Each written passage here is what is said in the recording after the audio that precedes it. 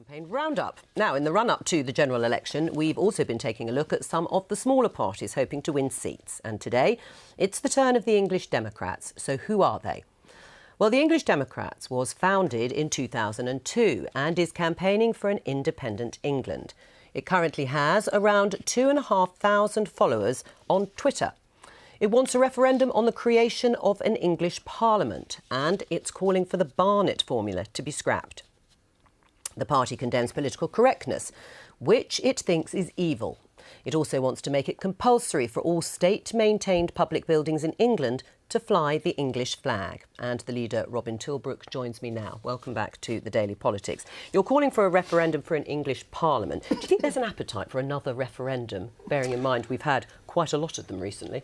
Well, I think there might well be. We're certainly going to give a go and see in this election where we're standing to make that point and to get people to start thinking about what should happen for England. Because after all, what you were talking about the manifestos, but the fact is none of the establishment parties are going to do anything in the way of an English manifesto. They've got Scottish manifestos, they've got Welsh manifestos, but nothing for England. Right, but as a result of that, do you think there's really an appetite for the outcome that you're actually proposing if there were to be a referendum on an English Parliament? There just isn't the interest. Well, when I was handing my nomination papers, the returning officer was saying that he felt pretty sure that if the English were asked in an independence referendum for Scotland, they would vote overwhelmingly that Scott should go. Right, but I mean, if you look at your support, it's dropped dramatically from 2010 to 2015.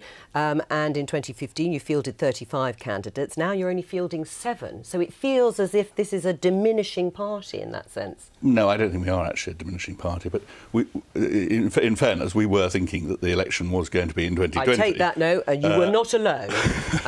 But as a result of that, your offer is a bit meagre. Let's put it like that. Well, I think that's fair. But I mean, we had thought we would do an effort in the Manchester mayoral election, and we did reasonably well there. We beat UKIP in the Manchester mayoral election, so we were feeling quite pleased with ourselves until we suddenly had the snap election, and then we were left with a situation where we weren't really prepared for that. But UKIP is also under pressure, as the local elections certainly proved. Do you think it's over now for pro-Brexit, anti-immigration parties like yourselves?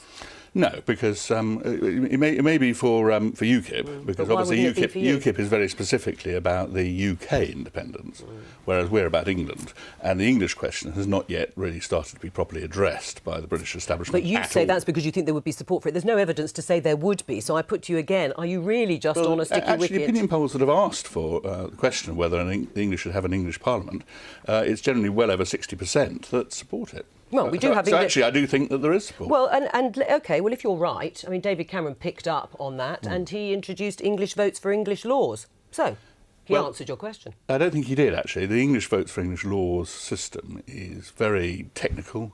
It doesn't really give an answer to the English question, which the government's inquiry... But he was putting England first, he would say. It was a first offer, and I think we weren't against him doing it, but at the same time, I don't think it gets anywhere near the real issue, which is actually not just about a representation of an English Parliament, but it's also about government.